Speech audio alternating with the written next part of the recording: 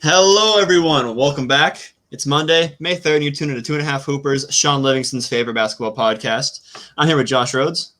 Hey, guys. And George Martin, fresh off a tweet that's at 230 likes right now. Oh, by the way, Sean Livingston never missed a jump shot. Never missed a mid-range turnaround, like ever. He's missing a knee, though. He grew back like a starfish. But full squad. First time it feels like it in forever, but we got all three of us. Just like the Nets. You want to give comparisons, George? Who's who? Okay, I don't know. Josh has to be Harden, right? No. Because he likes him? Okay. Josh is Kyrie with all his player time off.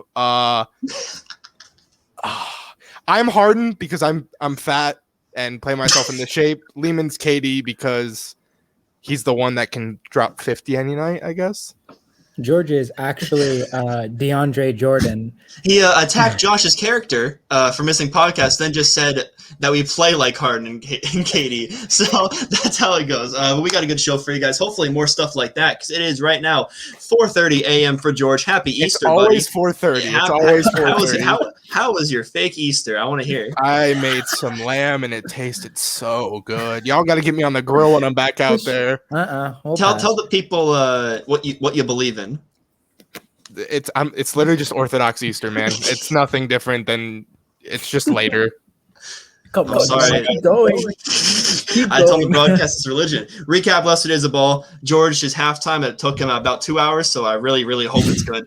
And ended off, we're gonna do a little playoff preview, just see how we're feeling, like raw about most teams that are going to be in the playoffs. But remember, if you like what you hear, make sure to check our socials, all at THHoopers. Drop a comment anywhere, and you'll get a shout out. I don't believe any shout outs this time. I don't even know if we got a promote on Empire Records, so we might be slipping here, but we ball. All right, getting right into it. Friday, April 30th. Sixers beat the Hawks 126-104. Wiz beat the Cavs 122-93. Blazers beat the Nets 128-109. I believe only Kyrie played in that game. Grizzlies beat the Magic 92-75. Wow, mid-2000s game, baby. Up in a time machine there. Bucks beat the Bulls 108-98. And Kings beat the Lakers 110-96. Now, we only have two games we're going to really touch here. And that is the Celtics and the – sorry, let me bring it up. Spurs. And unprepared Spurs went to OT. Jason Tatum, 60. That's really the only thing you could take here, and it is from overtime, so it's a pretty fun game as well. Boston had outscored the Spurs by 13 in the fourth quarter, and like I said, 60 points for Jason Tatum. So I want to focus on that. George, what did you see from this one? What did you see from Tatum? Yeah, Tatum's been on a rock ever since he's been recovering from COVID. I didn't mean to say rock. I meant to say roll. Is that a saying? I was thinking of the music, rock and roll. But yeah, he's been on a complete tear ever since recovering from COVID in about mid-February, and he's really put the Celtics on his back lately. He's been a lot more efficient from three. That's what he was struggling with early on in the season, and they've really been leaning on him a lot to do a lot for this team. He's been their most consistent guy, and yeah, I mean, he's up there. Him and Brown are up there for one of the top wing duos in the league. So it's been really good to see from them. I want to hear from Josh. I believe 32-point comeback for the Celtics here. 32, yes. So all 60 points were desperately needed. Like I said, went to overtime. What do you have to add here? No, not much. George kind of hit on the nose. I guess his son was guarding him the whole time because dropping 60. Kind of, DeMar DeRozan, 60 points. Oh. DeMar DeRozan 30 and 14, actually. they were kind of throwing different guys at him, but again, I've kind of reiterated this when even one of the guys from Boston gets it going. I still think their X factor has to be Marcus Smart. Very impressive win without Kemba Walker. They're kind of missing him the whole weekend, but I think their X factor has got to be Marcus Smart. Like, he's got to be making the jump shots that he's given, especially with Kemba out. But Jason Tatum really pulled through for them. So overall, really good win for Boston. Yeah, just to give some other kind of credit. Yeah, like I said, Marcus Smart, 12 assists there. Tristan Thompson in 30 minutes off the bench, 15 boards. And then a guy I've been kind of allowing to get play time, Nee Smith. He's been getting a lot more playing time recently, and it's kind of just been hustle points. So the guys raving about him in the interviews, and it translated points here, 16 points.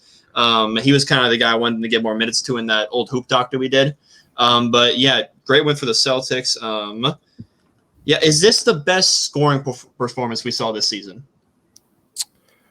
Highest for sure. It's tied for the highest. I think did Beal hit? Steph had 62. Yeah. I don't know, like, So efficiency wise, if this was the best, but I mean, in terms of what happened with the game and where they were and what the end outcome, I would say you're down 32. You don't even think you could get within 10, let alone win a game, and you score 60. I would say it was the most impressive just because of the outcome.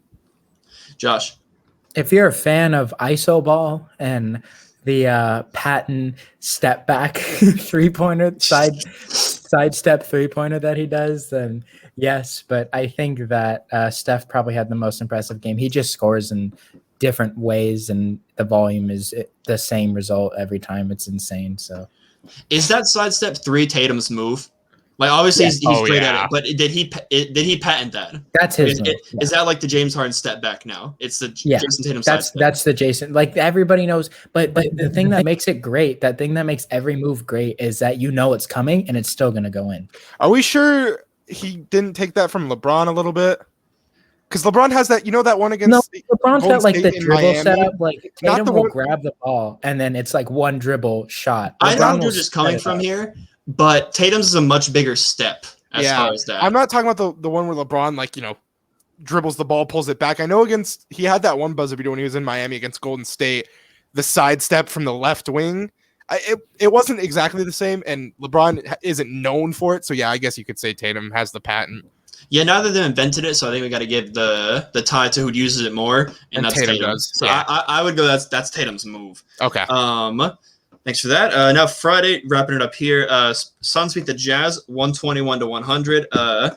And now they, I believe, are tied for the first seed, but they now have the tiebreaker. Yeah. So Phoenix is number 1, Jazz is number 2. Like I predicted, because as you know, I'm never wrong unless it involves Michael Porter Jr. Jazz were missing both Mike Conley and Donovan Mitchell. Rudy Gobert in 23 minutes, 8 and 10. So you guys, I'm sure was missing in the second half. Fun fact. Wow, they're missing a lot of players. Holy hell. Well, I'll let you guys take this one then. Booker 31 on this one. Josh.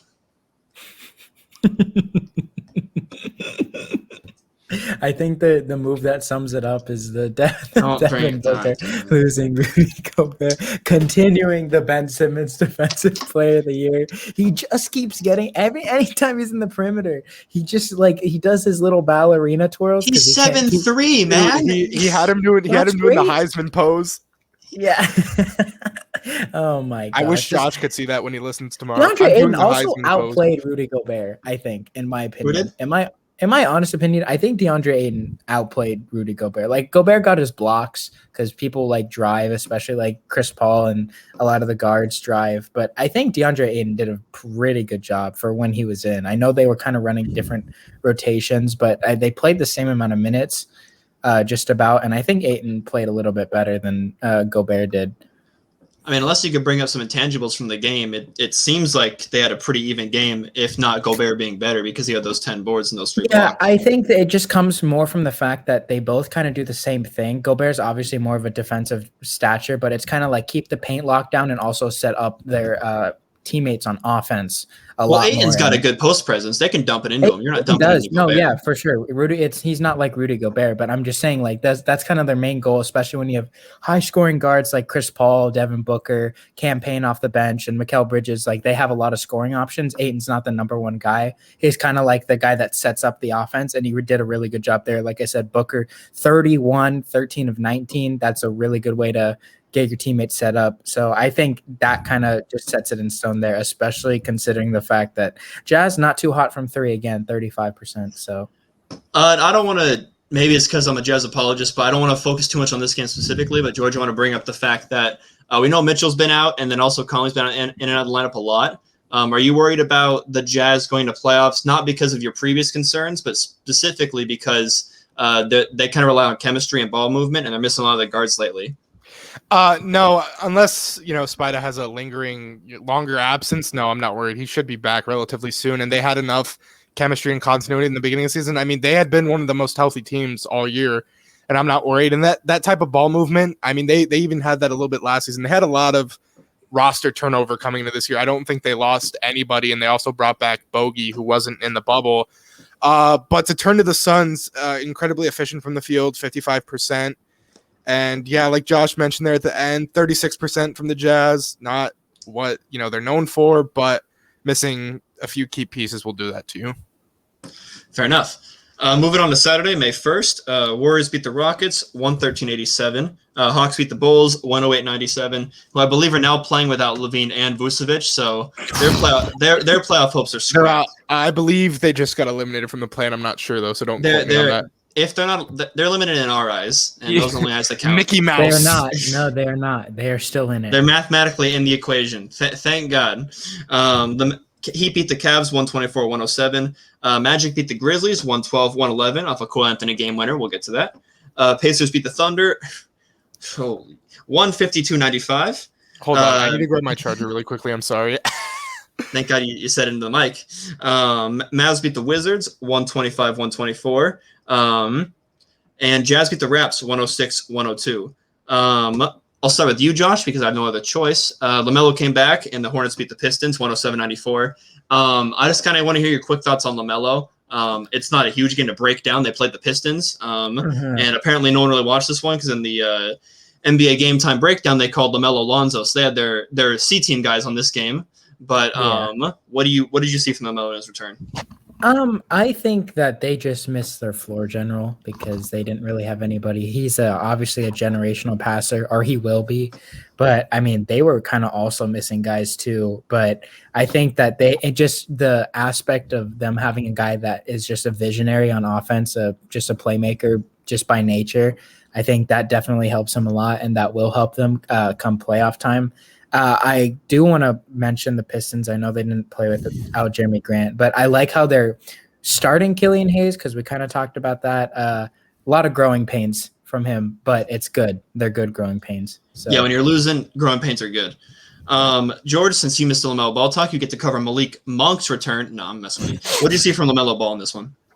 Oh, yeah, that pass, the underhand from the opposite free throw right to Bridges on the run. I mean, you can't teach that. That's absolutely incredible. I think I heard Josh say the word generational, which, yeah, I'd agree with. That's some stuff that I haven't seen in, I don't know if I've ever seen that before. I mean, I'm sure maybe LeBron threw that or something once, but thank you, House of Highlights. So that you saw the one play. Anything else from LaMelo Ball in this game?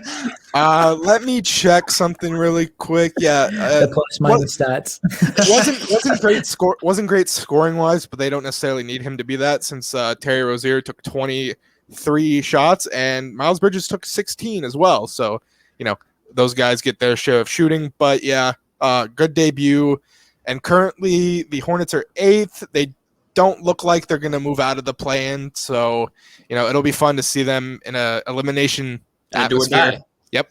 Hornets slowly getting healthy too. Like I said, Monk and Bell back. They're still missing Hayward, Zeller, one of the Martin boys, and Devontae Graham. So they're only going to get healthier. And hey, maybe we'll see them in the play. Maybe they get an upset there because I'm sure not a lot of people will pick them just because their lack of experience. They're currently slated to play the Celtics, which I think will stay the same. Yeah, right now it's looking like that would stay the same. So, a little bit of former people going up against their former teams will be fun to see.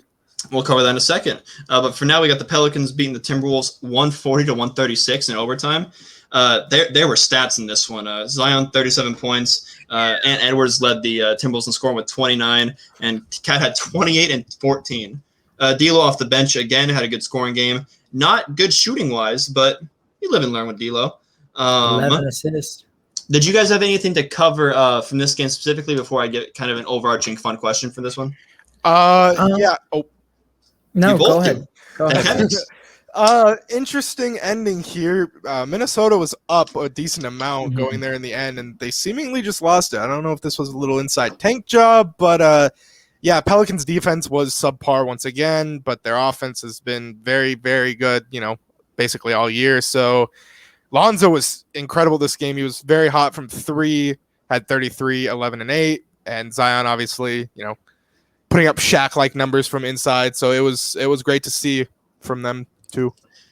Tied career high for Lonzo points. Career high for Lonzo points, tied career high for threes made. So good game for Lonzo. Yeah. Josh. I think the Timberwolves kind of a unique stat. They lost this game because of I don't even know how they possibly could have done it. But interesting thing for Minnesota is that they're a real big pickpocket team. Like they read passing lanes very well. So kind of have to give credit to the Pelicans for being able to keep it under control.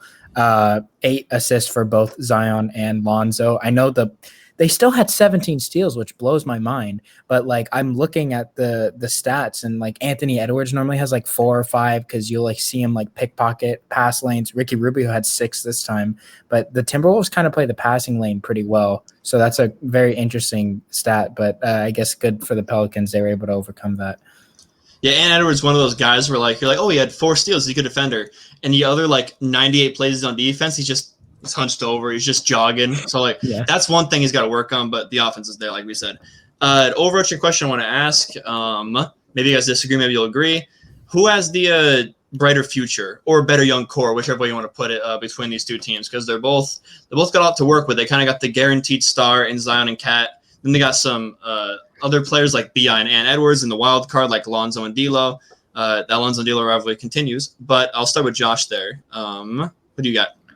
I like Minnesota a little bit more. Karl Anthony Towns is, I think, at his very best, at least a top 5 center when he's fully healthy. He looks to be playing good defense. I like Jaden McDaniels a lot. He's a very underrated player. Doesn't score too much anymore, but he plays really good minutes for them. Obviously, some other guys. They still have Malik Beasley, and they still have Jarrett Culver, who hopefully will get back into the rotation soon. I know they didn't really like him because his shot was struggling. But D'Lo, obviously, I think is a little bit better than Lonzo still, in my opinion. And Anthony Edwards is, it's his first year, and he's already putting up numbers like this. They can only go up from here. I think the Pelicans still kind of struggle because of the way their play style is. It's still kind of confusing to see if it'll work or not, because here we have another good game for Zion, down game for Ingram, and sometimes that's kind of been a thing. They kind of fluctuate. I think the Timberwolves suffered from injuries a lot, but now that they're kind of playing competitive basketball, it's a little bit more consistent. And I think that they also have their pick if they get top 3 protected, and that only adds to their young core. So I think they have it by a little bit. All right, George, time for a little taste of your own medicine. Eat some crumbs, boy. Eat some crumbs. Who's better? I have the Pelicans. For one, they have the best player out of the 2 teams in Zion. I have a lot of faith in Lonzo. And B.I. Is Zion better than Cat?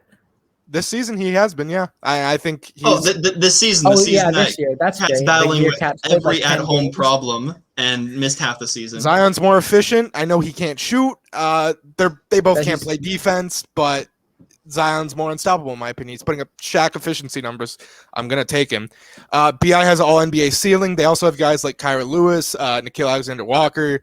They have a good amount of picks as well as, Minnesota a lot more does. picks than the Timberwolves. They do have that going for them. A lot Although, more picks. I don't know how much faith I have in David Griffin picking, but, they have more. So I like how they're set up.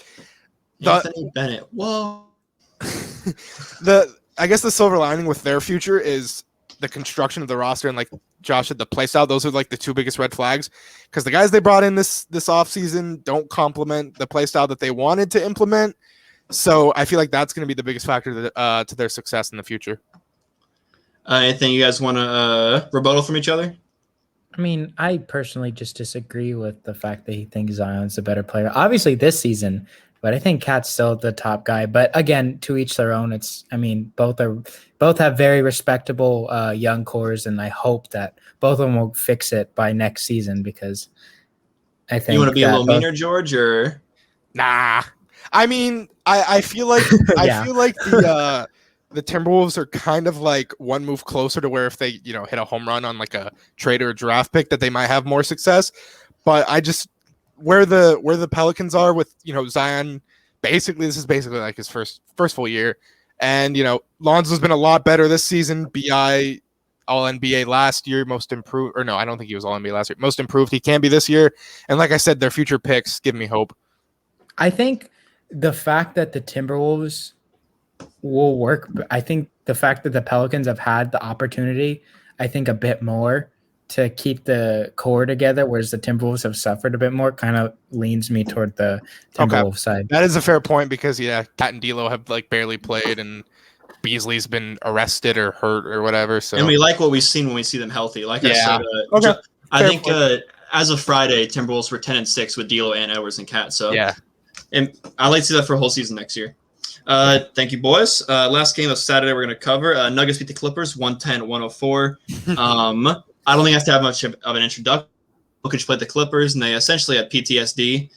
Like, these dudes can't stop him. He's 30, 14, and 7, over 50% shooting. And Michael Porter Jr. again, efficient shooting, 25 points. Didn't look completely like unavailable on defense. At least he's putting the effort there, although not a lockdown by any means. Yeah, I got a few things out of here, but I want to give you guys the floor first, George. This guy is a complete matchup nightmare. I mean, I think in the second half there was one play. He was in the post. They threw a guard to double Jokic. Zipped it to Campazzo. Not even just that. That one too.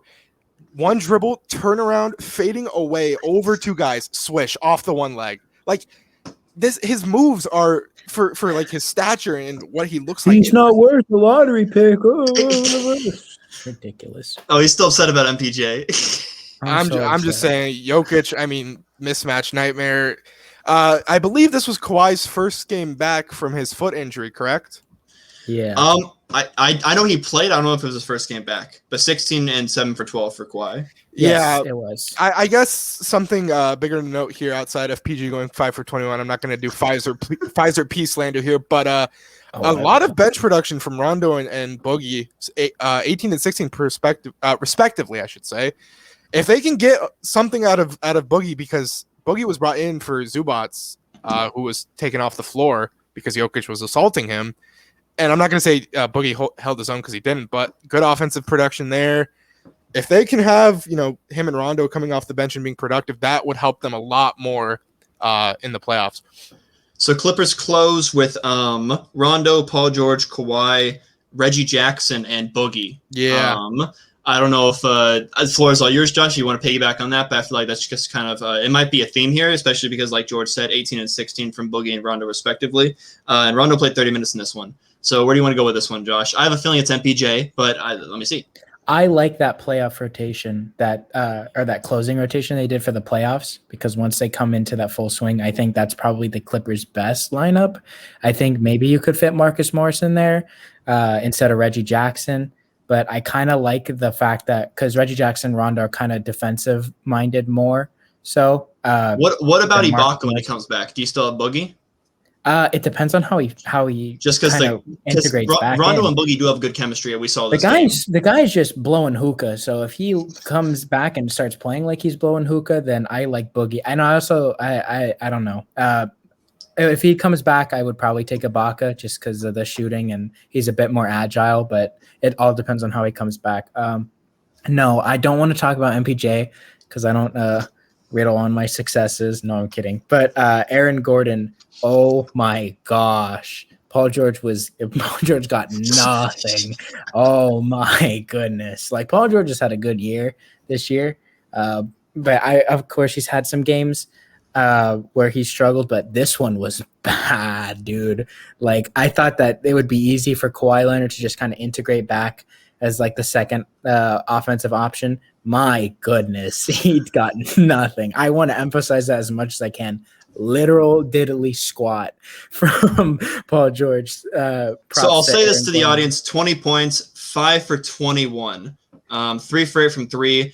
Got to the free throw line, 7 for 11. So that's where he got a bulk of his points with the free throw line. So yeah, Aaron Gordon was playing very well on Paul George, and he did soak up a bulk of the minutes on Paul George.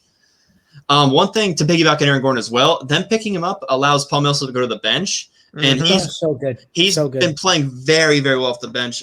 15 minutes, 10 points to the naked eye. Matt, it's Paul Millsap, but he's 36 years old. Give you great veteran leadership. Will be great in the playoffs as well. He's just not meant to be a starter anymore. He's not meant to play 35 minutes a night. Aaron Gordon is, and Paul Millsap is still a great player. There's a lot to add to this team. Yeah, George, anything else here? I do want to also say, I've been talking to George about this a lot, about maybe bringing Campazzo off the bench. I don't think so. I last like 5 Nuggets games I've watched pretty in depth, and he plays very, very well. He's a great shooter, and he's a good defender for what? He's 5'7". Like, I mean, like he's not. I said he was 5'7". You're like, no, he's not. Well, he's a very short man, and he plays great defense. So yeah, bring us home here, George. One thing I'll add, I actually do think it's a little bit smarter as I was watching this game, because if you only left Jokic by himself, the creation goes down a lot more. And if they throw doubles, obviously Jokic can, pass out of a double, no looks and all that. But it helps, especially get MPJ more open in good shots, as well as Aaron Gordon and whoever. I guess Will Barton, he was back, right? I know he's been hurt. No. Anyways, no. So not him or Monte Morris. I'm presuming you want Monte to come off the bench and you want Will Barton to start over Dozier. That's what I'm. Yeah, but I'm just saying it also gives him more, of uniqueness, easier shot creation. But yeah, and also last point, 9-1 since Murray went down. I think this is sealed Jokic's MVP campaign. I would think. Hey, say it for another episode, all right? Hey, we don't have time for this. Is that a little preview? Okay, Lehman. Yeah, that was Saturday. Now Sunday. You know how these Monday episodes work. A lot of recaps. Sunday, May 2nd. Heat beat Hornets 121-111. LaMelo played decent again, but Heat are kind of on a roll here. I don't have it on me. I think they're on a bit of a win streak though. Kings beat the Mavs 111-99. Luka got ejected. 3 in a row, yeah. Luka got ejected. I believe we'll get to that a little later. Knicks beat the Rockets 122-97. Suns beat the Thunder 123-120.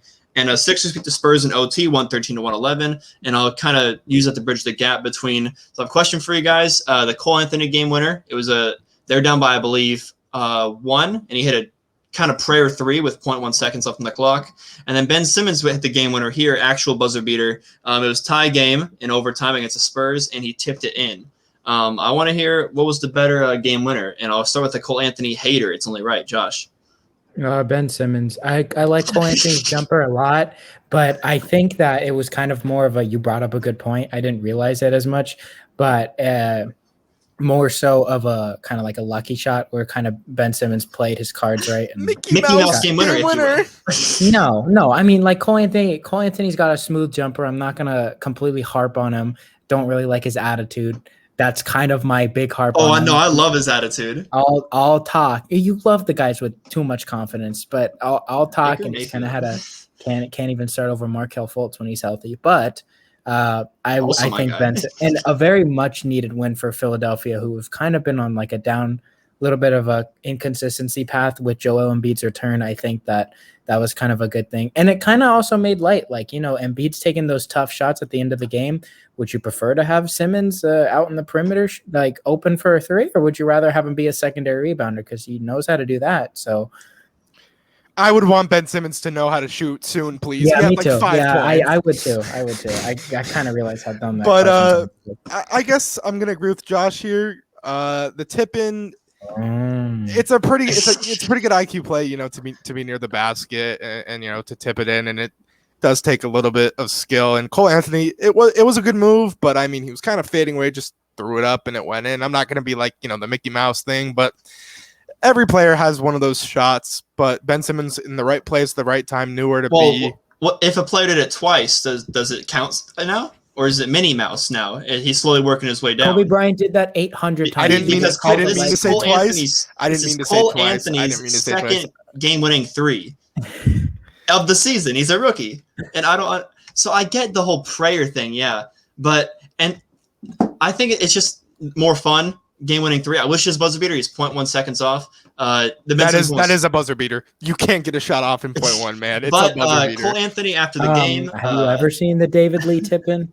I don't think so. Cole Anthony after the game. I wanted an ISO. I just knew if I got someone on an island, it wasn't going to be safe. He was essentially double teamed, so I don't know what he means by that. But I love the confidence. This kid's so much fun. Like, I don't know why you hate him so much, Josh. Because the reasons I like him. I don't get it. He ruined North Carolina. He's the reason Roy Williams is retired. He is the sole reason. I mean, I agree to disagree. Not on the college thing, because I haven't watched college game. That wasn't March Madness in a long, long time. But agree to disagree on Cole Anthony. Moving on to games that actually kind of matter. Nets lose to the Bucks 117-114. All I got to tell you is Giannis 49, KD 42. No Harden, obviously. Just what did you guys take from this one? I'll start with George because I know George watched this one in bulk. So just give me some stuff you took away from it. I mean, this is the Bucks game, right? This is one we're talking about. I zoned out. I completely zoned out. Oh, yeah. I have a very sleepy voice. I know. That's okay. Bucks. Yeah. Yanni was incredible all game. I mean, just seeing food out there. DeAndre, they put DJ on him because I guess that's their most strong defender out there. They're not going to put KD, who's hobbled, coming off injuries. I mean, he was getting any and everything he wanted. Mid-range, three, post hooks, all this. And he's looking different from last year. And this is a hopeful sign, what I've been talking about, how they have Drew now to also help him out. And he can hit shots that I don't see many teams that are going to be in the playoffs this year who have walls. I think the teams with like really, really good wing defenders are the Raptors and the Heat. And those two teams aren't going to go deep, in my opinion. But anyways, KD was magnificent in this one too. Drew played good defense on Kyrie. Kyrie really struggled in this one. And overall, I mean, if you're a Nets fan here, you're not that, you were missing Harden. You came down to the last shot. You live with it. You only lost by 3. Bucks side, I mean, yeah, incredible game from your superstar. And it seems we know how you beat the Nets here. You have to have a big that can exploit them down low. The Bucks have that. You have to be able to somehow contain the Nets a little bit, and Drew was able to contain Kyrie, and that's how they got the game. Yeah, so a few cool points were made from the broadcast, and I saw in the interview. Number one, the broadcast brought up, like you mentioned, we know the Heat have Giannis' number. The Raptors have Giannis' number. We assume the Sixers probably will just because of the tools they have. But coaching is obviously when Eric Spoelstra and Nick Nurse have your number, exactly, it's respectable. We don't know if Doc Rivers can do that. Great coach, but yeah, not Nick Nurse or Eric Spoelstra. And second, Giannis was very self-aware because they were like, KD had 42. What did you do to go toe-to-toe with him? And he was like, you don't go toe-to-toe with KD. You'll lose scoring-wise. You got to get stops. And maybe that should take a page out of the Bucks book. But before I get to Josh to bring us home here, Bryn Forbes another double-digit scoring game. And then you mentioned he has Drew Holiday and Chris Middleton. They both shot around 50%, but watching this game in real time, I didn't really feel like they gave Giannis the help he needed. If they gave him the help he needed, he wouldn't have had to score 49 points. But Josh, thoughts here? I have 2 questions for George. Can Giannis continue this in a best-of-7 against the Nets? I would think so because I don't. 49. Obviously, he's not going to average 50 points per game, but can he hit those shots that he was hitting today? Yeah, he can. He can. Dude, he was literally driving into DJ, one shoulder, turn around left hook. That's money every single time. Hitting mid-range jumpers. Okay. Yes. And secondly, before you describe every post move that Giannis Antetokounmpo has. Thank you for stopping me for time. Yeah. Secondly, do you think Chris Middleton will put up 26, 11, and 6 in a best-of-7 series? Now, disappear Chris has been known. I have one more question. First name basis, Chris. Yeah, Middleton has been known to, kind of flounder in the lights, but that's the reason they did get Drew. And I feel like Drew would, be that secondary scorer when we need him to, because we've seen him do it in the playoffs, especially 2018 when they swept the 3-seeded Blazers. Okay, and one last question. I'm getting put on slack here, man. So one shot. Well, you were talking all that talk. You were like, the Bucks look different. They beat the Nets by 3. Giannis almost looks different. Not the no Harden. Remember when the guy was second in MVP before his hamstring kind of went flimsy? That guy. Yeah. So is Harden helping them get stops? No, I'm kidding. I'm not gonna go there. What's your question, Professor? I do you think the Nets do you think the Bucks can beat the Nets fully healthy? Both they have they have the personnel. Would they be your favorite?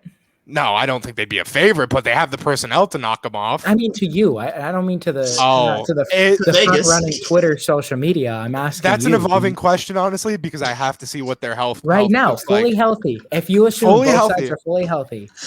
Even if they're fully healthy, they haven't had continuity. 7 games together. You're kind of cheating the process here if you say fully healthy. Harden, Kevin Durant, and Kyrie Irving. You're cheating the process of how to gel as a championship team if you just say fully healthy, even though they've played 7 games. So you must not believe in the Lakers. So I'm nervous, man. I'm concerned. I wouldn't put money on the Lakers right now. I wouldn't put my money on them. So you think the Bucks? I know we gotta. So last question. Just say yes or no. I don't need like a full answer. Do you think the Bucks are a favorite over the Nets? I wouldn't say favorite. It's close either way, but that's where we're gonna leave it. So I'll finish this off here. You said it's an evolving question if they could take him in a series, and this is probably the peak of when you would say Bucks, and you still didn't. So that does kind of make me feel like the Nets are a pretty heavy favorite here. That being said, they have the tools, like you said. Look at who the Bucks coach is. That's why. In the fourth quarter alone, Nets have a rookie coach, man, who they said he got the job because of privilege. They're not in the best spot either. That. Well, we're going to get into Stephen I Smith had later. Stephen A. Oh, Stephen But A. last point here, like you said, they have the personnel. In the fourth quarter alone, I saw players guarding KD, PJ Tucker, Drew Holiday, and Middleton. And, you got Depoy, Giannis, if you need to break glass case of emergency, if you need to bring him on to there. The glass case Middleton is not a good KD defender, by the way. At the same time. Like even PJ was getting cooked too, dude. You just throw your hands up with KD. Well, no, with KD three hands up. But the broadcast brings someone up good with with Van Gundy and the boys. Middleton just lets him do what he wants as far as like drive. You need to get up in KD, and if you got to foul him, foul. I don't care. As long as you're not Giannis, try and stop KD. But he backs off so he has time to step into the jumper, or KD gives a little hezzy and he drives right by you. So Middleton should not be guarding him, or he should watch some damn film because PJ Tucker was doing a lot better of a job. And Drew Holiday was much better on 7 foot KD. But what happens when they have to guard Harden and Kyrie also? Did I say I have the Bucks in a 7 game? No, I'm saying they have the tools to do what most teams don't. Josh is the Nets instigator here, man. I can't deal with this. But yeah, moving on. Blazers Celtics. I'll be fully transparent here. I didn't catch this one. Caught a good chunk of the highlights, but George said we should talk about this one. So I'll kind of let George take this one. As far as stats go, what I'm seeing here, CJ 33 as well as Tatum. And Portland won the fourth quarter by 5. So George. So I believe the Blazers are on a 4-game road win streak. Gosh, I had to muster that out, but yeah, they've been a lot better. They were looking like dead. They were looking dead in the water for a few games, and here they are winning 4 straight. And Melo was very impressive late in this one. He only had 13, but pretty late on, he was pretty good for him. But a little problem with the Celtics here. Both the Jays got hurt at the end, and they both left the game. So freak accident. Ran into each other. Both got hurt on the same play. Jaylen Brown couldn't put weight on his foot, and Jason Tatum's limping out of there. So big picture here, hope they're okay, because if both those guys go down, they got no shot in anything this season. But yeah, Evan Fournier a lot better in this one. He's kind of had a rough time with the Celtics. He started here, so maybe that's the key. Yeah, and who did he start for? Oh, he started for Kemba. Over Kemba. Okay, well he's not going to start ever, but yeah, maybe. But yeah, Portland's been great, and they're going to get to the playoffs with having a negative net rating, and it's crazy. Their defensive numbers are horrible, their net rating's horrible, and they're going to make the playoffs here probably. So it's the Eastern Conference. Josh. These teams play each other, and they're literally the same thing. If they're not making their shots, they're horrible. If they're not making their shots, they're horrible, I should say. If they're making their shots, they're practically almost unstoppable. Again, my X factor, Marcus Smart, 4-14. Personally, I would like him to come off the bench and kind of play a 6-man big minutes role. Have Fournier start. He's kind of more of a microwave at the beginning. Who's playing defense in that starting lineup then, man? It doesn't matter. Fournier and Kemba. Holy guacamole. I know it's bad, but at the same time, it'll be like 4 or 5 minutes to get the offense rolling. Marcus Smart can come in and play like literally the rest of the game. I just think Marcus Smart playing or starting hasn't worked out too well for them. I know they're trying to incorporate him a lot with the minutes, but he hasn't looked too hot. He looks like he's trying to do too much playmaking wise, even with Kemba there, and he kind of forgets that sometimes he needs to make the big shots also. Yeah, I mean, to kind of bring it home here, the Blazers' offensive big three in the starting lineup had a pretty good game. Dame 26, CJ 33, and damn it, why can't I pronounce CJ McCollum Jr. 27. Yeah, CJ McCollum Jr. Norman Powell had 23 in this one. So yeah, when you're playing the Boston Celtics, it's not to go around. When you play a team with, like George said, not a negative net rating on defense, maybe it's a little tough for those shots to go around. Anything else down here? No, sir. All right, then. So the last game of the Sunday recap is the Lakers Raps, and I kind of just want to do this overarching. Yeah, you hear George. Hopefully you don't have your sound up too high because he just blew the entire microphone. Jake, I really hope your speakers were low in your car, or else they just blew out.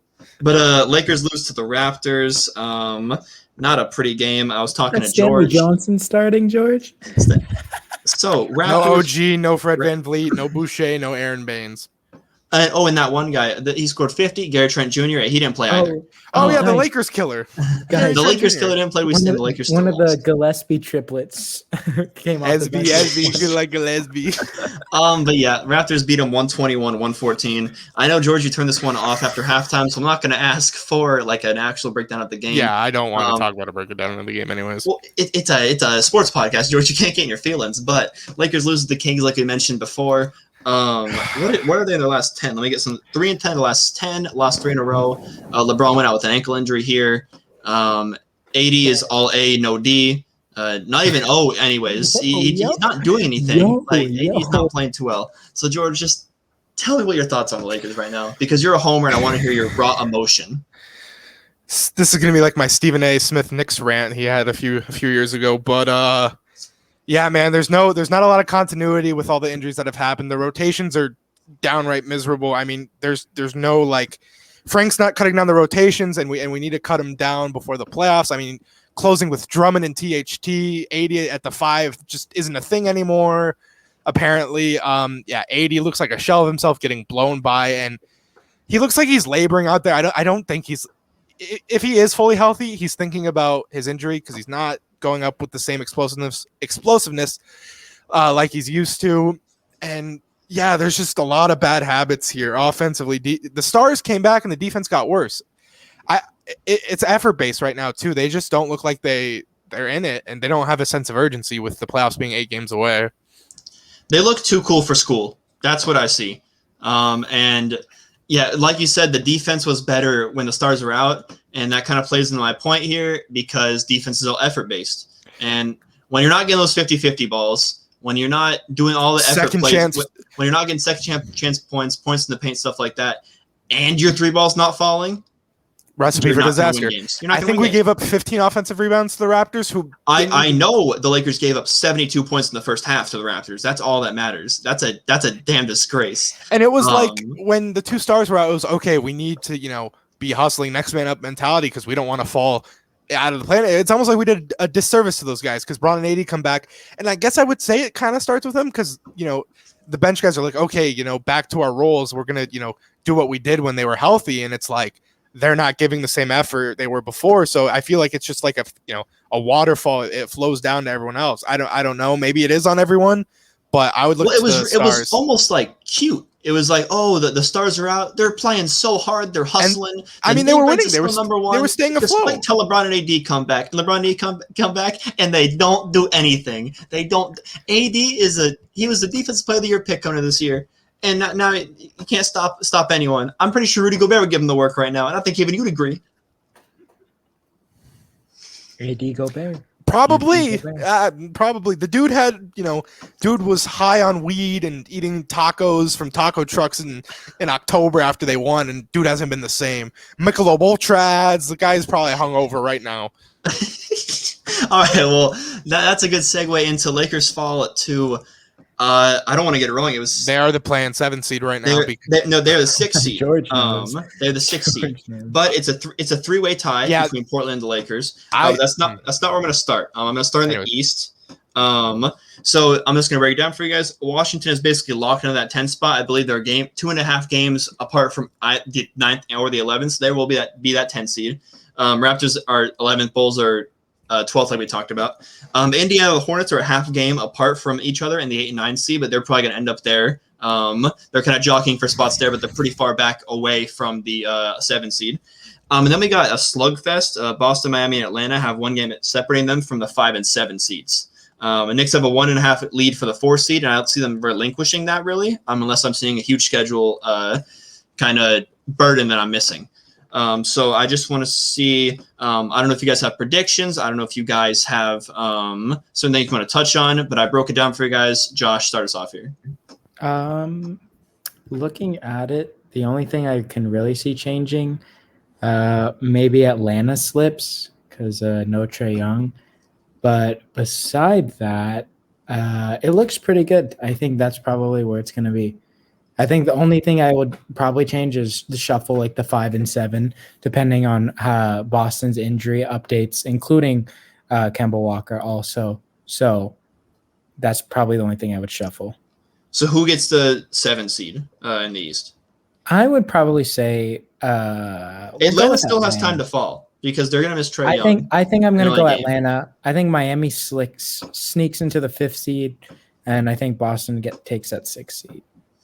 George. Yeah, for the East picture, I actually think it's going to say the exact same. The Hawks have been winning without Trae. I mean, 5-5 isn't necessarily anything to like pound your chest about, but they've been staying afloat.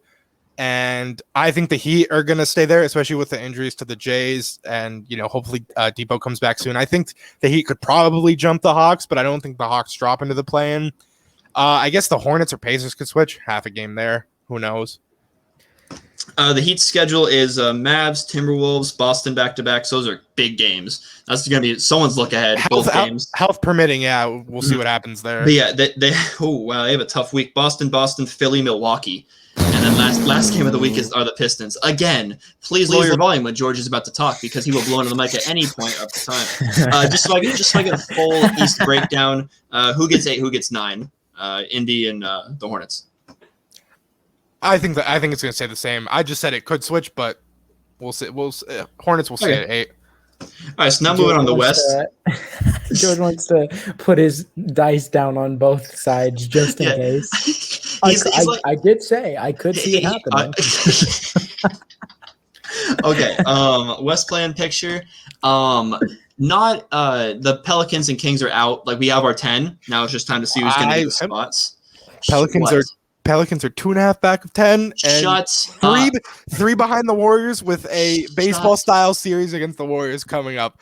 They're not dead, even though I declared them dead. Call your shot right now. Either of those games are prime time. If you call your shot right now, George, and say the Pelicans are going to make the playoffs, and they do, I'll stop the front runner gag. We'll stop the you. Let's do it. Dipping your feet in each puddle. Wait, isn't it? Yeah, no, that Pelicans Warriors one is because they're doing this the Marvel thing, right? That's Monday, yeah. Oh, Monday they are. Zion's going to be Thanos. You know what my look ahead is. All right. Yeah, so barring George's bold prediction of the Warriors not making the playoffs, because he wholeheartedly believes the Warriors not make the playoffs. Anyways. But it's okay. Memphis, Golden State, and the Spurs are all fighting for 8th through 10th position, and they're separated by 1 game. And then Dallas, LA, and Portland are tied for the 5 through 7 seed. 2 teams get to avoid the play-in, and one of them not. They will get that dreaded 7 seed and play a team like the Memphis Grizzlies or the Golden State Warriors, which that's not fun. That's not fun. We're gonna have to play Steph. And then like we said, the top 4 it's kind of there, but we know who's going to be 1 or 2, who's going to be 3 or 4. The real battle is going to be 5 through 7. So I want to hear who's going to end up in that play-in game, George. I'm going to say I'm going to say the Blazers. The Blazers, okay. We'll see. George gave 2 cents for once instead of the whole dollar. Gosh, who's going to end up in the play-in game? Before I answer that question, I do think Utah will probably take that 1st seed. I know they're tied with Phoenix, but I expect a Chris Paul rest couple games playoffs. So beside that, I do think we are going to get the 7th seed. That's probably because LeBron is angry. However, when they play the Grizzlies in the play-in, 136-81. The Warriors are a half game out from 8. We're gonna have to see Steph in the play-in. I doesn't matter who they play in that play-in. I don't think LeBron James is going to be very happy about having to play an extra game to make it to the playoffs. Some key matchups: Lakers play Portland on the 7th, and then I believe the Mavericks and Portland Trailblazers also play each other. They do not. So only link up is the Lakers playing Portland. And the rest, every West matchup at this point is a link up, regardless if you're playing somebody next to you. Sneaky link. No sneaky links, just a couple link ups. And then who's getting we'll make it 10 seed. Who's last? Spurs. course you say Spurs. You Pelicans. absolute hater. George sent streaks. Time to move on. Halftime, buddy. All right. So it's time for the halftime report. Halftime report for 2 reasons. We finally got a full squad here. So George is the half hooper, and it's halfway through the show. So George, what do you have for us tonight? So I guess our host here is also a psychic because the NBA is thinking about placing free agency before the draft. It's gaining traction, according to reports. Lehman said this, I think, a day before this article dropped. So kudos to you. Please tell me the lotto numbers for tomorrow. But I want to get Josh's opinion here. 6969. He wasn't here when we talked about it for a little bit, and we'll also get Lehman's revised opinion if he has anything different. So Josh, what do you have for us? I think again, I think we talked about this, or not talked about this. I think this kind of has the same result as another rule change that we were talking about. I can't remember what it was, but it's good, I think, for business, just because, or for the teams, just because they know there's no like uncertainty with free agency. But if they do it before the draft, now everybody kind of knows what they need in the draft and they can plan accordingly. Not really good for us, because I kind of like the fact that they draft and then have to just hope that they get the players that they want in free agency. I kind of like that order. I don't like how the NFL does it but it makes sense just because there's so many players. But with the NBA, I feel like you can plan. I feel like you can. I still like the curious factor because it's kind of like, oh, we drafted this person in hopes we get this person. Or like the Andrew Wiggins thing, like, can you imagine if they just traded the pick? I feel like that would be a little bit more underwhelming. I feel like draft day trades would probably nearly disappear just because everything would get done in free agency and everybody would already have the picks that they need going into the draft. It would be a straight like 1 through 30, maybe a couple swaps. But I feel like a lot of aspects for fans get kind of taken away. So I'm not really a big fan of that. Lehman, anything else to add? Josh makes some great points. He makes a good point there that the draft day trades would kind of die just because the money would already be moved around, as far as if you have free agency first. I do think though, if we have free agency after or before the draft, a lot of players will slip in the draft just because now teams already draft for need already. But if you already have your whole roster, I mean, imagine if the Warriors got to try and spend their cap money before they drafted Wiseman, because then I mean, take LaMelo probably. Yeah, probably. Like if they spend $5 million on Nerlens Noel, they're like, okay, we have a competent starting center. Oh, look, here's LaMelo Ball who can play off of Steph Curry. So I do like that point too, Josh. Lehman, did I cut you off, or were you basically? Like Josh hit most on the nose. Josh, are you for it or against it? The rule which would you have first, free agency or the draft? I like the draft first. I like the draft first. I like how it's set up. I don't think I'd be completely mad if they did it. But I was thinking change it. Then Josh said no more draft day trades, and now I don't want that. So I want the draft first. Also, free agency is kind of like, the last big, off season thing before you get to like training camp and preseason, and it's pretty, nicely highlighted. Media and Twitter and champs. It's also, as far as NFL. The NFL draft is a lot bigger than NFL free agency. NBA free agency is a lot bigger than the NBA draft. Good point. Very good point. Good job, both of you. I'm proud of you two. That's why you're the full hoopers and I'm me. All right.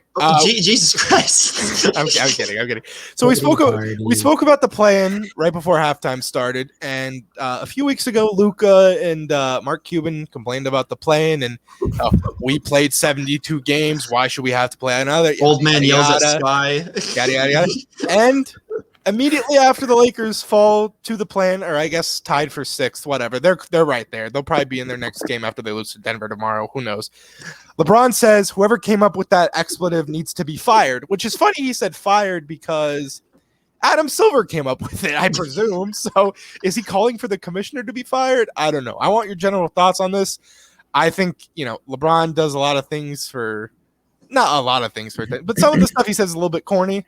Lehman, what's your thoughts? Well, we talked about this George, before. The president doesn't make every law. he just sends them through. Adam Silver, it was in his bed like Yeah, like 7 should play 8 and like 9 should play 10. Then they do a little tournament style. He just green-lit it. Yeah, So yeah. So I understand that. But yeah, this is just LeBron being corny. I guarantee if he's the 3rd seed, he's sitting home with his popcorn and his crown on his head. I can't wait to watch John Morant play Stephen Curry. This is gonna be some good TV. But no, now he's got to get up at the crack of dawn and put on his Soldier 15s and go play Steph Curry in the first round to make the playoffs. So of course he's gonna be upset. That's just how it goes. Josh. Yeah, no, he's just mad because he's in that position. But again, anything he can say, anything and whatever he wants to say, as long as he gets on the court and does his thing, I don't care. Take us to. Please let us repeat. Please let us. I don't care. He can say all that he wants. Like he was complaining in 2018 finals, the finals. He actually wasn't complaining. He was saying, "I'm gonna make the finals." He was saying, he was saying it doesn't matter where I finish. I'm gonna win. And now he's saying, I have to play more playoff games. No. I'm gonna not quote you. George has a good thing. He said, "No matter who, you should be afraid of me in a game 1." I think he said that this year. He said that 2018. Oh, he did? Didn't he say about like walking into your arena or something? He said, if I walk into your arena, it's hard to beat me in 2018. He did not say this 2020. Oh, he's gonna say. You know what he said? 2020. I'll never be back to my original self. That's what he said. And 2020, he wasn't walking into anyone's arena. He was walking into the Mickey Mouse Kingdom. So our last one is going to spark a little bit of debate here. So if you have kids around, you should probably take them away because F-bombs might fly. I can't put any more money into the swear jar, man. They cut my hours. Anyway, Stephen A. Smith, has a lot of controversial takes on players because he thinks he can just talk about anybody how he wants. So he talked about Russell Westbrook. He said, "We'd celebrate you even more if you were a champion. You've been to 4 conference finals. You've been to an NBA finals when KD and cats like that were your teammates. Once KD departed, you went home in the first round 3 straight years." I'm going to start with Lehman because I know he was heated about this one. Well, I was heated because you caught me off guard because I'm not on Twitter like you are very often. Never I didn't caught know you said lacking. this. And you said the halftime is going to be this, and I was like, did he really say that? Because just a few weeks ago, he apologized to Nina Westbrook for, I don't like bringing in players' wives. It was my fault for doing that. If I had a wife, I would want her to come to my aid like this, but he can't get a wife because he doesn't speak Spanish and he only likes Latinas. We've all seen the video. But as far as the Russell Westbrook slander goes, I don't understand what he means. Like Russell Westbrook he made the finals as I think Westbrook was 12 years old when they played the Heatles. So I don't know how much that counts, but he did score 23 points in that game, or per game in that one. In 2011, when he was even younger, 23 points per game against the Spurs, against the Mavericks, who later on went on to win. And they went through, Kobe Bryant and the defending champ Lakers before that. And then he scored in the other conference finals he's alluding to, 26, 28, and 25. One of the series, he outscored Kevin Durant. And in the last series they played with KD, the Warriors won. That was not on Russell Westbrook. KD averaged more, but he also shot 28% from 3 in that one, and Westbrook shot 32. Both are horrible, but KD normally shoots 40% from 3. KD choked that one, and he left that. There's no debate there. And then once KD leaves, he gets stuck with Pandemic P, who this year hasn't been Pandemic P. He's been pretty good. But when he was on the Thunder, as soon as he said and gave himself that nickname Playoff P, he was never going to win any kind of thing in Oklahoma City. And in that game against the Utah Jazz, where Joe Ingles had Russell Westbrook's co-star's number, Russell Westbrook had 42 points in the elimination game, and I think Paul George had 5. So I don't understand the slander there. And then to a rookie. To a rookie, yeah. And you could criticize the Rockets 1 year, 10 year all you want. I don't have a lot to back that up. He was battling a quad injury, but the stats are not good there. But just look how hard it is to play with Harden anyways. And they made Russ play center, essentially, him and PJ Tucker. So, and I mean, in that season, Russ was going off there. But that doesn't attribute to the whole, if you had chips thing, it would matter. But I'm saying Russ Westbrook hasn't really underperformed because, they lost the defending champs even with the Rockets. Josh, I need your rebuttal. All right. Well, I mean, so now that you reread the Stephen A. quote, it sounds kind of dumb, but I will be playing devil's advocate in this case because, first of all, I agree with Lehman. Russell Westbrook, we're not even going to talk about like the playoff thing. Like he's like a generational talent. He's broken multiple records. Like if anybody else was doing this, like I don't know, his play style has just been so constantly scrutinized that it gets to a point where it's like, okay, well, let's back up for a minute. Nobody else is doing this, and that's kind of like a media issue, just like kind of harping on the negativity. It's like, oh, he does all this, but when is he going to win a title? That was kind of the same thing that happened with Durant. Now it's kind of happening with Russ, but I don't like the whole, oh, he's never underperformed. Because we'll look at some of the playoff series that aren't the Houston Rockets against the Los Angeles Lakers, because you don't need to be a scientist to realize he didn't play great. He didn't play too great against the Oklahoma series. He's actually, in my opinion, the sole reason that series went to 7. Bad turnover game 6, not a good game 5, 3 of 13. And in game 7, he wasn't doing them any favors, shooting under 50%. But the Portland series, the elimination game, most notably, Paul George had 36. Russell Westbrook 11 of 31 with 4 of 11 from 3. He shot under 50% in every game except game 3 where they won. So good for him. But including a 23% game in Oklahoma. Yeah, you wouldn't believe it. Utah 2 years ago, because these are recent ones. We're not going to talk about 2016. Paul George sucked, but Russell Westbrook wasn't doing them any favors, shooting almost 40 shots in game 5 and 43 shots in game 6, 17 of 39, 18 of 43, 7 of 19 from 3 actually in game 6. So wasn't doing them any favors on offense either. He shoots a lot. I didn't even realize it until I was looking at the stats. Even in series where they're not really winning games, or where they're like, it's just like, the thing is that everybody wants to talk about that, which they should. Like, it's great, but there should be a line. Like, it shouldn't be like getting to this point where people are like comparing him to like superstar greats, because it comes to playoff time and his play style doesn't like change to the point where it gets to like, okay, what do I need to win games? It's kind of like a keeping stats issue. And I know he's not intentionally doing that, but that's just kind of like what it looks like on paper. And I know I'm not going to blame 2016 on him. That's Kevin Durant. That's not really a debate. But I'm just saying that his play style doesn't really do anything to improve his team. While it looks fascinating and he's breaking records, it's just gotten to the point where that's the player he is, and that's the player that we kind of need to accept him as, rather than saying too much or too little. So I'm not going to spark a huge debate just because this isn't the Russell Westbrook podcast. We spent, I think, 10 minutes on this already. But I'll never defend Russ and say he's efficient. He isn't. But I will say, when you watch those series since Paul George got there, he shoots that much because there's no one else really there. That offense is him, and he tries to get PG going. Like you said, PG had 37 in that one elimination game. But like you can look me in the eye and tell me PG was not a good playoff performer when he was in OKC, right? 26, 27, 22, 32, 36. That was the Portland series. He shot 70% in the elimination game. He wasn't great against the Utah series, but I mean, they had 2 playoff series together. So I guess the collective is he could have been better. But even in the Utah series, 36, 18, 23, 32, 34, and 5 in that bad last game 6, but not terrible. I think he kind of gets scrutinized. I think the Clipper series kind of settled his goal. But again, Paul George, top 3 MVP pick in 2018. So well, and that's why it was such a disappointment when he doesn't put up those same numbers in 2018. But here's the thing. You named better stats than I thought he had, but still, But here's the thing with that. He's a top 3 MVP pick, and it's disappointing. But if you're talking about Russell Westbrook the way you're talking about Russell Westbrook, shouldn't he have gotten them over the hump? You said they lost to a rookie. They lost to a rookie. Not just Paul George. They did. And Russell Westbrook hasn't done anything. I know they choke, and I know they like suffer, but like that's the thing. Like Russell Westbrook has always looked as like the good second option. Like, oh, Kevin Durant choked, but Russell Westbrook sure did his thing. He didn't do more. Same thing with Paul George, and that separates him from everybody else.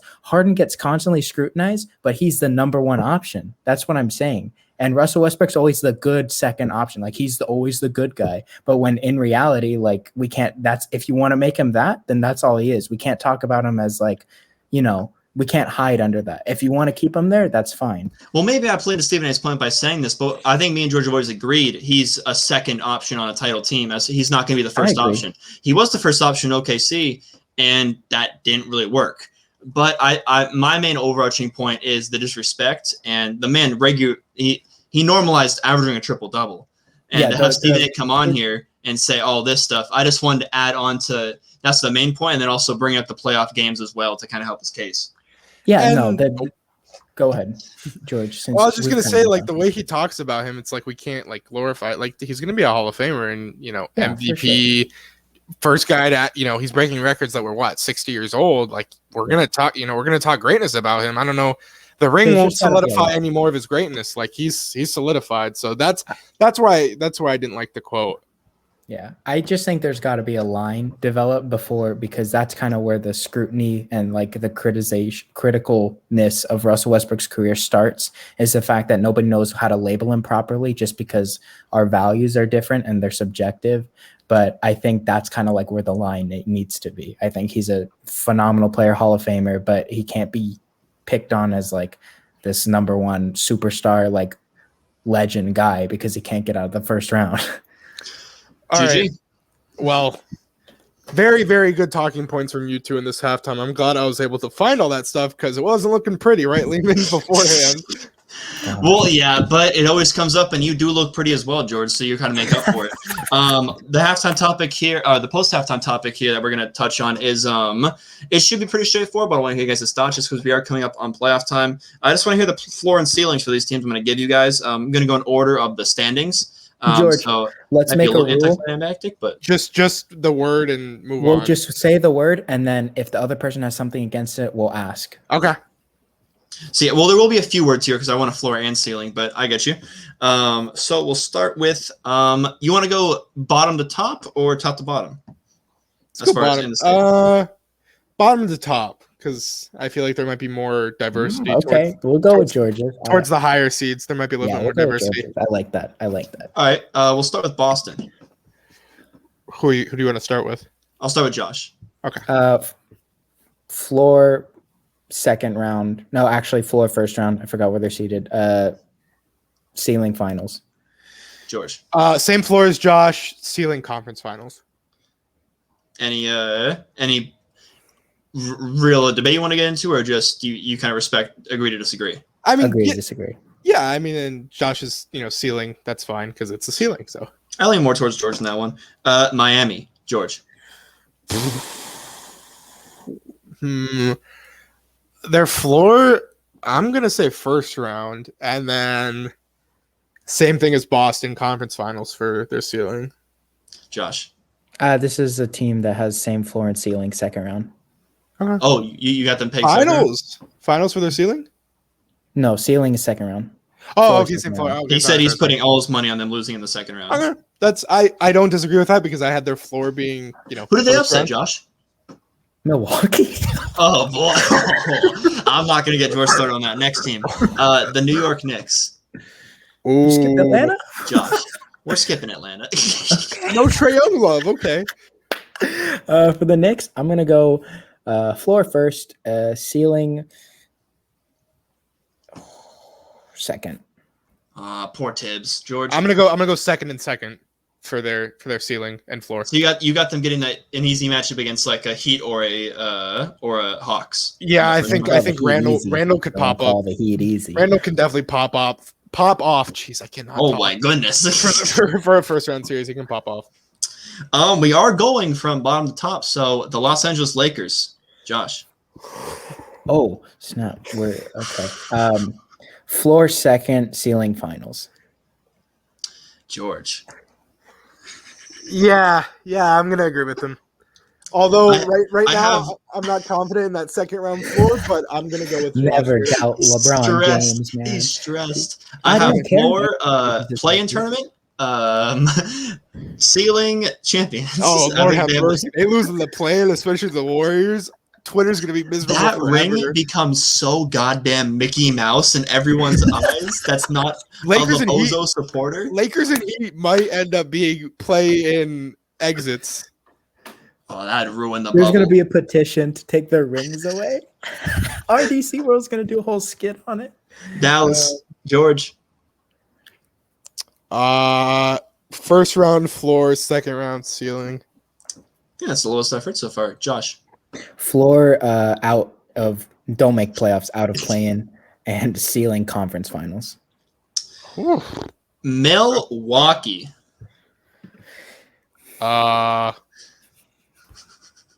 Yeah, ceiling finals, floor second round. I like how you switched it up. Kept me on my toes. Josh. Ceiling, first round exit. Ceiling? Floor. George. Oh my God. Floor, first round exit. Ceiling, conference finals. The Los Angeles Clippers. Same thing as Milwaukee. Ceiling finals, floor second round. Can you stop doing that? It's throwing me off. Luckily for the playoff, we have a few better ideas to really test George's wits and his will to actually make a prediction. But right now, we're just doing kind of a little fun thing. Brooklyn, Josh. Oh, you just skipped me for the Clippers? That's good. For Clippers, floor second round finals ceiling. And for the Nets, floor conference finals, ceiling finals. Ooh. George. For the Nets? Unless you want to go over the Clippers again. Yeah, I agree with Josh. Just so everyone knows, he did the thinker pose just to agree with Josh. The Philadelphia Sixers. Am I going first or George? George looks like he's in the zone right now, so I want to start with you. I think George is floor, thinking. Floor, second round, ceiling, NBA champions. Is that the first NBA champions I heard so far? Or is that just the phrasing? Oh, I wasn't saying champ. Okay, you're just saying finals? Okay. I'm just making sure. George. Yeah. I think if Philly, the reason I said champions for Sixers, because I think if they make it to the point where they make the finals and beat out like Milwaukee Nets, I think they have it in the bag. Yeah, their ceiling is the finals. Floor is second round because they could end up matching up with Milwaukee in that second round. It's a good thing he agreed with me. And then he defended his point. He gave his own explanation. And just so you guys know, third best record in the league. Denver Nuggets. George. Ceiling conference finals. Floor first round only because they could end up playing the Lakers there. So I would have Denver right now. Josh. I'd agree with George, but I'm going to say ceiling is the finals. Man, if they had Murray, ceiling would be a little bit higher. It would be the same thing because Murray is just MPJ now, but 6'11". I'm excited to hear this. Utah Jazz. Josh. Floor first round, ceiling second round. Okay. George. Floor second round. Ceiling conference finals. Okay, but listen. I can respect. I'll listen. I'm all ears. Listen, they got to play Denver, Clippers, Lakers. Like, if the Lakers make it out of the first round, are they making a mega team? What do you mean they have to play all of them? They have to play one of those teams. Right now they would have to play the worst of the four. Right now they'd have to play Clippers or Mavs in the second round, and no, actually, right now they would have to play either the Nuggets, Lakers, Trailblazers, or whoever the 8th seed is. Oh, you're saying in the first round? You taking the Jazz over the Nuggets? Nuggets are third seed. They're not falling to the. What are you on about? Second round. I'm saying Nuggets are the third seed. They wouldn't play. The Jazz are second. The Jazz are second. I think they'd finish first, but also so does Josh. Yeah. So I guess if that's the case, but I would take. I like how Josh mentions like all the other playoff teams, like they have to play each one to get to the finals. I was like, are we teaming up? So you have the Jazz. They're going to be the worst. Then. They're going to be the worst of the 4 teams going into the semifinals, in my opinion, regardless of the situation. So I think that they lose out. Oh, we're gonna have to revisit that in a few weeks. Oh, it's gonna be the playoff preview is gonna be a lot of fun. It's gonna be a lot more focused. I mean, I know I'm a Jazz hater too, but the worst. There's a lot of good teams. I think you're underestimating that. Well, the best team right now in basketball is the Phoenix Suns, tied with the Utah Jazz for the best team in basketball. But you know how tiebreakers work. So, George, what is the ceiling and what is the floor for the Phoenix Suns? Their ceiling is the finals, and their floor is the second round. Didn't say conference finals. This is the second round. Josh. And I agree with George on that one. So finals and second round? You disagree a little bit there? I think you guys hit it there. I'm pretty weary that they can beat the Clippers or the Nuggets for sure, and then if the Lakers get their act together, I don't know if they have the tools to stop them as well. But they do have a lot of good perimeter defense and wing defenders to put on, the LeBrons, the PGs, the Kawhis. Is the Devin Booker, DeAndre Ayton playoff inexperience a little bit of concern to you? It's a lot of concern for me. And I think they're they have a lot of talent, but I mentioned this numerous times. They're the only team that hasn't battled a major injury yet, which is why they are the first seed. And if we go down, Utah, Denver, Philly, Brooklyn, the Clippers, and then we get to Milwaukee, who missed Giannis for a little bit. That's probably the next one. That's the 7th best team in the league right now, record-wise. So they haven't had an easy path. MVP goes to the Suns trainer, but it still is a little thing on their resume, inexperience, and maybe this regular season team. Hard to tell a Chris Paul-led team as a regular season team, but hey, who knows? Look ahead time. George over here. Oh, yikes, cringe. Oh, I forgot again. We all know mine. Not just because it is Avengers style, and I'm praying Scarlett Johansson is on the call for this one. Warriors and Pelicans play at 4:30 on Monday, ESPN. National TV Pelicans still work their magic. Sometimes it's 50-50 now instead of like 100% at the beginning of the season. But George, this should be George's look ahead too, because Pelicans are going to make the playoffs. I'm excited to see Zion in the playoffs. I really am. But Josh, give George a little bit more time. What's your look ahead? I'm glad that you picked me because I'm going to take the second big game on Tuesday, 4:30 TNT. This is very interesting because the Nets. This is like kind of. I know they've been having a lot of baseball game series, but this is the first one where they've coming off a loss that they probably should have won. So it'll be interesting to see how Steve Nash changes his game plan, especially rookie coach, who will do more coaching. The rookie coach that got it off privilege, or Mike Budenholzer. I'm going to take the Nets on that one. That's real privilege right there. Getting to be who's the better coach, yourself or Mike Budenholzer? Okay. So I Stephen A needs to apologize for the Steve Nash thing, because then he's like, "Oh, I will apologize if the Nets are good" or something like that. Like, come on, it's not a privilege to coach Kyrie Irving, who doesn't ever stop being before we get political, George, go ahead. Homer pick, unfortunately for me, but this is like really the only other game. This is really the only other game like in the next Disney. 2 days that has who is guarding Michael Porter Jr. LeBron. Nuggets. He Lakers might not play. Lakers really need to dig themselves out of this hole, and it won't be happening Monday night. It'll be interesting. It'll be interesting to also see if the Lakers Gordon play or start. It'll be interesting to see what the Lakers do with Marc Gasol. He's had DNPs the last few games. He's not going to play. He was specifically brought here to guard a player like Nikola Jokic. Andre Drummond on Jokic. Jokic is going to put him in the spin cycle. Dwight Howard did that. Jokic is like his nickname's the Penguin. Hey, Disney. Drummond's name is Big Penguin. That guy's supposed to get in Jokic's head. Jokic is going to be like, ho, ho, ho, ho. We've lost him. You said there's no other games, but Knicks Grizzlies looks like a very fun game. Two very good defensive young teams. Spurs and Sixers, I think, is on Monday. So it's a little rematch. George only watches national TV. George will not go near. George will not go near an illegal website or NBA League Pass. God forbid he has spent a week of tips worth on NBA League Pass for the whole year. Yeah, God save me. That's gonna do it for tonight's episode. We hit the 1 hour 18-minute mark, which is why George started growling into the microphone. He's gonna have to listen to this to work and on the way back because of how long. That's gonna do it for tonight's episode, though. Thanks for watching or listening. If you like what you heard, make sure to follow us at THHoopers, Instagram and Twitter.